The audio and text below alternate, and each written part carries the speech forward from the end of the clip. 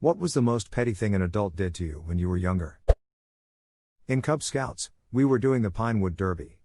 I worked really hard on my car, my dad helped, of course. I had already won the first 3 rounds, and before the final round, one of the dads of the other kids picked up my car to hand it to me.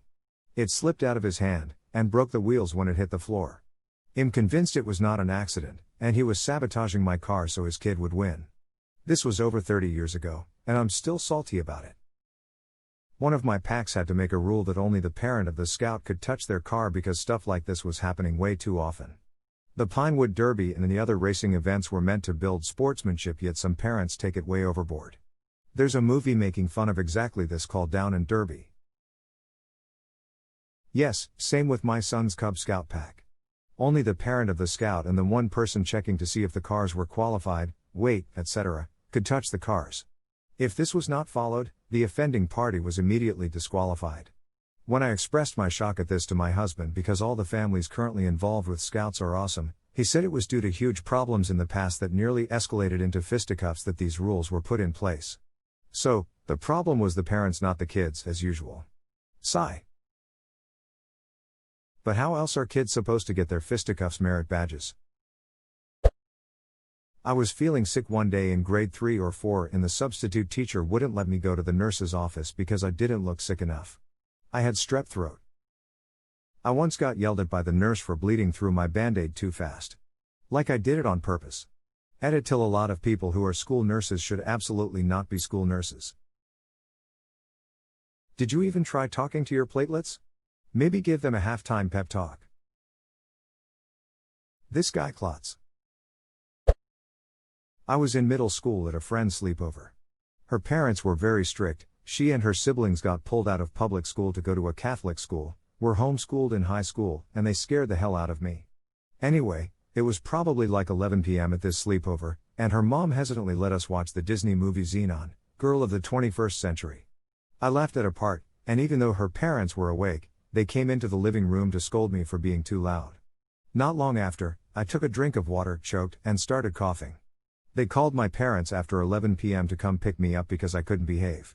They had no regard for them being asleep and having jobs to get to early in the morning. They wanted me out for laughing and coughing in the span of about 10 minutes. My parents never let me stay the night at her house again, and are still pissed at them for doing that almost 20 years later. Sounds like they just didn't want you there and were trying to come up with an excuse to send you home. If they were that hesitant to let them watch a really tame Disney movie, they probably saw her as an unknown, outside evil. I was at an Easter egg hunt when I was around 6. It was in a big park area with lots of rocks. I saw a little chocolate egg foil glisten and ran over to pick it up. As I reached my hand out to pick it up, a man trod on my hand to stop me getting it, then he called his kid over to find it. When I was like 9 or 10, I was rollerblading home from my mom's work, right? And I'm heading down 4th Street, and I find something like $16 on the ground, a 10, a 5, and single just laying there on the sidewalk next to some outdoor seating at a cafe. Being the obnoxiously nice kid that I was, I pick it up and kind of look around, wondering if anybody lost their money. That's when the lady in the weird sweater vest comes around the corner. We make eye contact and I tell her I found this money, and she goes, "Huh. Let me see it." And my naive ass is like, "Oh yeah, that makes sense. She's a grown-up, she can sort this out." She looks around, hands me the single back, puts her finger to her mouth in a gesture, then she just ducks off, never to be seen again. I had the opposite happen to me, was about 10 and riding in the car with my mom while driving down a road that paralleled the beach. I spotted what looked like money in the road, blowing around in the wind, so Mom stopped and I found 2 $100 bills. Mom sent me down the path to the beach to see if I could who it might belong to, and there were a couple of guys walking down with fishing gear. I asked if they were missing any money, and one guy reaches into his back pocket and pulls out some cash, counts it and says, "Yeah, he's missing about $500. So I give him the cash I found and he says, "I'll split with you however much you find." I went back and looked all over and found one more bill and brought it to him. He gave me $150. Opposite for me too. As a child I found a 20 note on the street. There was a grown-up ahead, so I ran to him and reached out asking if it was his. He said no, and to not ask any more grown-ups because they'd just take it.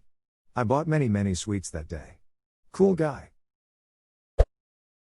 When I was in like 5th grade I didn't put a book cover on my math book.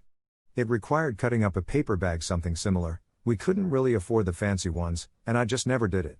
So my math teacher took away my math book, so I couldn't do homework or follow along in class. Like WTF, who does that to a kid?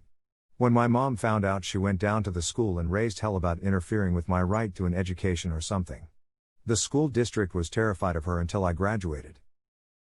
We were required to cover our books too, but the teachers who were strict about it made us do it in class. Like literally the day we are handed the book, the teacher got out a big stack of paper bags and we'd spend 10 minutes all making book covers. I like this. They feel strongly about enforcing things and then supply the resources and guidance needed so that everyone can be successful. I wish more people were like this. Grounded me for leaving a hanger on the dryer, then extended it for reading while grounded, then further for sleeping when told I can't read. Shit still pisses me off years later. What were they expecting you to do? Stare holes into space-time continuum. If only I knew. Even my older sister, by a year, came out of her room to ask that same question at the time. LMFAO. Sounds a lot like my crazy aunt. One summer when I was visiting her, she grounded me for being late by 5 minutes coming back from an errand, but what she actually did was move the clock forward by 10 minutes when I was gone, making me actually home 5 minutes early. She did a series of these kind of weirdly petty manipulations to have justification to punish me. Edit. Sad at noticing comments that this experience is being equated with literature films where child abuse is a part of the storyline. Frown. Edit 2. It was brought to my attention that the first edit is worded poorly. I meant that it is sad that child abuse is so prevalent in literature and media intended for children. Frown. That's like something that would happen in a kid's novel. What a weirdo. She would also do things like tell me to fetch her a coffee or snack, and when I would bring it to her, tell me that she never asked for it and then punish me for wasting food. She is grade A, 100% crazy. In elementary school I used to talk to the lunch lady every day, and then the one day I didn't say hi. She came to my lunch table and told me I was fake, phony, and a few other things and stopped speaking to me. I still don't understand what her problem was. My great-grandfather's sister was my elementary school lunchroom lady.